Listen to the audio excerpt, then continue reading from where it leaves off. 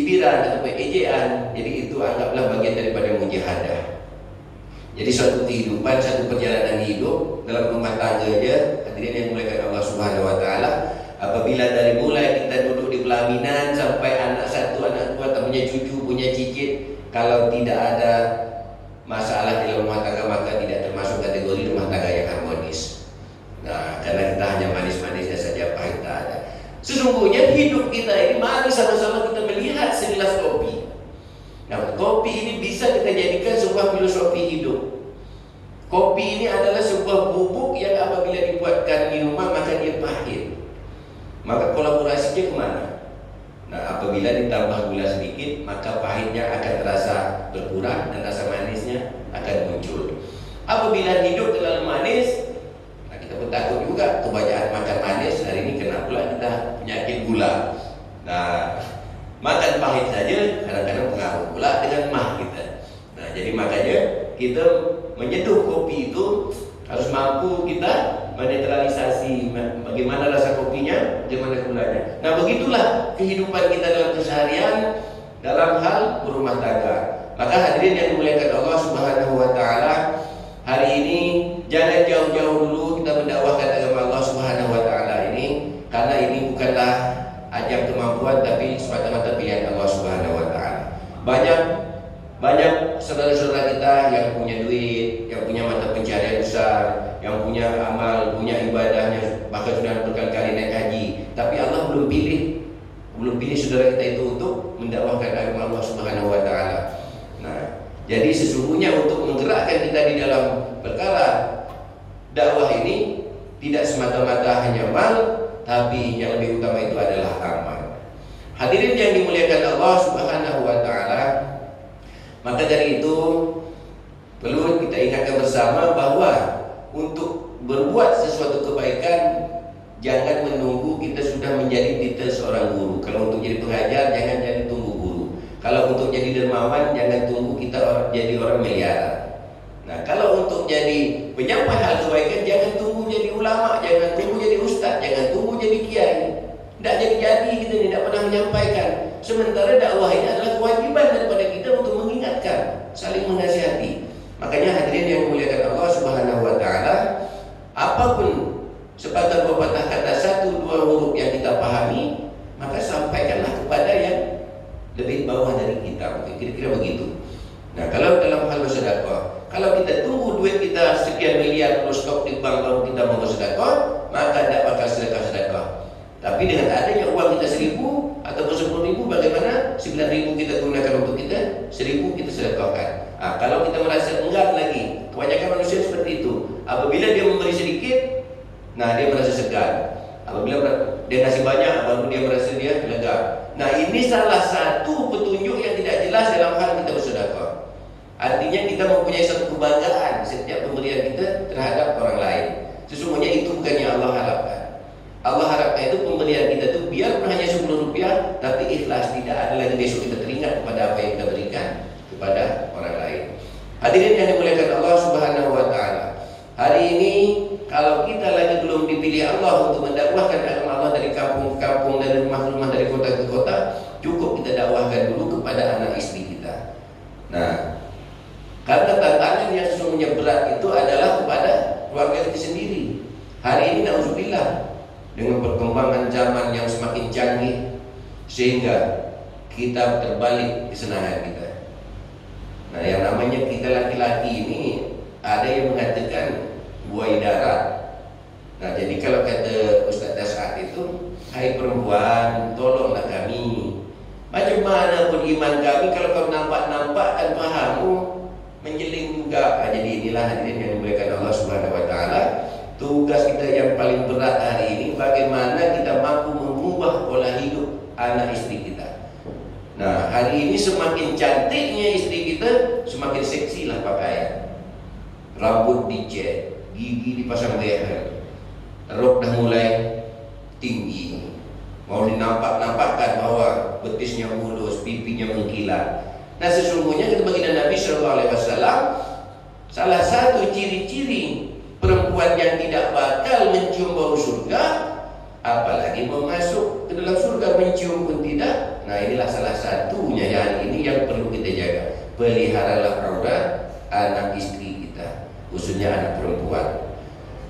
Nah, jangan sampai kita dikategorikan, anak istri kita dikategorikan berpakaian tapi telanjang. Nah, kadang-kadang beli celana lepis tebalnya 2 mili, harganya 400. Beli lagi kaos begitu juga tebal, sehingga dicubit sekali tidak tembus. Nah, tapi di hadapan Allah Subhanahu wa taala, anak istri kita yang sedemikian tetaplah telanjang di hadapan Allah Subhanahu wa taala. Jadi hadirin yang dimuliakan Allah Subhanahu wa taala, hari ini kita mari sama-sama kita berbuat dari langkah awal. Nah, kalau kita untuk menuju ke jenjang yang lebih tinggi, mungkin Allah belum berikan kepahaman kepada kita. Tapi di mana batas Allah berikan kepahaman, yang itu dulu kita jalankan.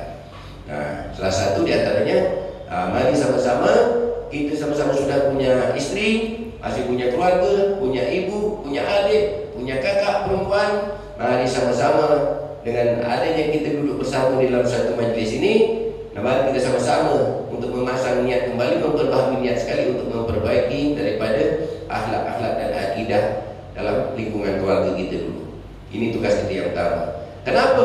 Hari ini meskipun kita sembahyang yang seharusnya 5 kali ditentukan Allah Subhanahu wa taala sebagai kewajiban, kita tambah lagi dengan yang disunahkan oleh baginda Nabi sallallahu alaihi wasallam, maka minimal kita melaksanakan 7 waktu, yaitu tahajud dan duha.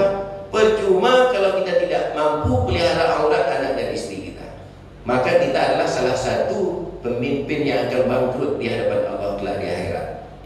Nah, setelah malaikat Allah perintahkan, sudah Allah jelaskan bahawa amalan itu lebih baik, lebih banyak daripada perbuatan buruk. Maka kalau kita mau diantarkan ke surga Allah Subhanahu wa taala, anak narik dari kanan, istri narik dari kiri, adik perempuan narik dari belakang. Nah, protes pada Allah Subhanahu wa taala. Ya Allah, tak bisa ni abang kami, tak bisa suami kami ni, tak bisa ayah kami ni kau hantarkan ke surga. Ya Allah, sementara kami bakal ke neraka. Ada pun kami masuk neraka kerana dia tidak pernah menyampaikan sepatah kata pun tentang agama-Mu, ya Allah.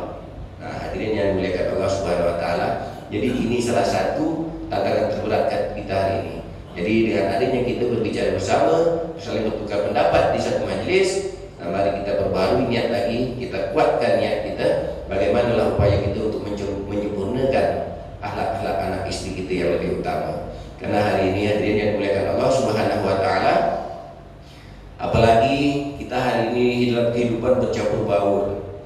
Nah, ada yang agama Hindu, Buddha, kita tidak bisa menyalahkan karena ini sudah ketentuan daripada negara. 5 agama yang kita akui. Nah, bagaimana kita saling bisa memahami sajalah. Jadi tak perlu lagi kita banyak tingkah, tapi bagaimana kita mampu menguasai anak keluarga, anak istri kita agar tidak terikut sertakan dalam pergaulan-pergaulan bebas, tentang pakaian-pakaian artis yang semua memamerkan aurat. Nah, jadi salah 4 ciri-ciri khusus yang membuat seorang perempuan tidak akan mencium bau surga apalagi memasukinya. Pertama, itu tadi, kadang-kadang melihat alisnya tipis, dia tampal sulam alis, sementara dia tidak mengetahui bulu yang disulam itu bulu apa sesungguhnya. Nah, kemudian mau pula bulu mata panjang lentik, pasang pula bulu mata. Pengen pula bola matanya macam kulit biru, pasang lensa lagi. Nah, sudah tu rambut sudah panjang, kata nengok yang ini rambutnya pendek, baru potong sehingga belakangnya lepas sama tinggi dengan daun kuping atas. Nah, besok ketemu lagi di Shopee tu dia tengok iklan ada pula sambung rambut. Nah, itulah salah satu tambal alis, sulam rambut, bergi dan segala macam. Salah satu contoh yang membuat seorang perempuan itu tidak bakal mencium bau surga apalagi untuk memasukinya. Kedua, seorang perempuan atau seorang istri yang menuntut lebih kepada suaminya di luar batas kemampuan suaminya. Nah, kemudian perempuan yang tidak taat kepada suami, yang mana kita sudah sampaikan bahawa Islamnya begini-begini, namun dia tetap masih juga mengingkari, nah maka pasti dia tidak akan mencium bau surga. Nah, yang terakhir ini yang kita sedih, berpakaian tapi telanjang.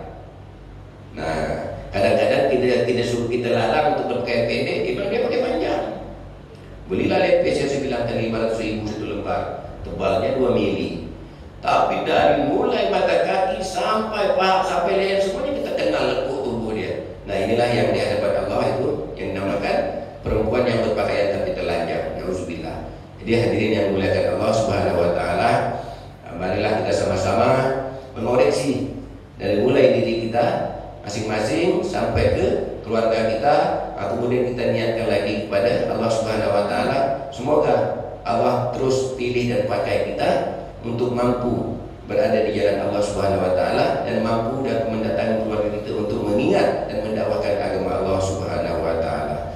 Hadirin yang dimuliakan Allah Subhanahu wa taala, mungkin untuk sementara hanya itu dulu yang bisa saya sampaikan. Mudah-mudahan ada 1-2 patah kata dari saya yang keluar dari lisan saya itu benar, itu adalah semuanya datangnya dari Allah Subhanahu wa taala. Adapun hal-hal yang bukan keinginan daripada hadirin yang dimuliakan Allah Subhanahu wa taala, tidak enak didengar ataupun apa sekali macamnya, salah duduk, salah apa, itulah kelemahan-kelemahan saya. Karena saya juga menyadari bahwa saya ini adalah tempatnya salah dan hilang. Maka untuk itu hadirin yang dimuliakan Allah Subhanahu wa taala, kepada Allah saya mohon ampun atas segala dan silap saya pada hari ini, dan kepada hadirin sekalian saya mohon maaf yang sebesar-besarnya. Untuk tidak dianggap lalai sebuah majlis, mari sama-sama kita tutup dengan doa kifaratul majlis. Subhanallah wa bihamdihi, subhanakallahumma wa bihamdika, asyhadu an la ilaha illa anta, astaghfiruka wa atubu ilaik. Wassalamualaikum warahmatullahi wabarakatuh. Allah.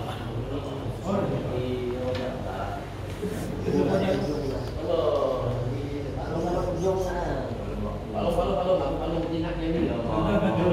Dia basah balong ni. Gagu kita balong ni.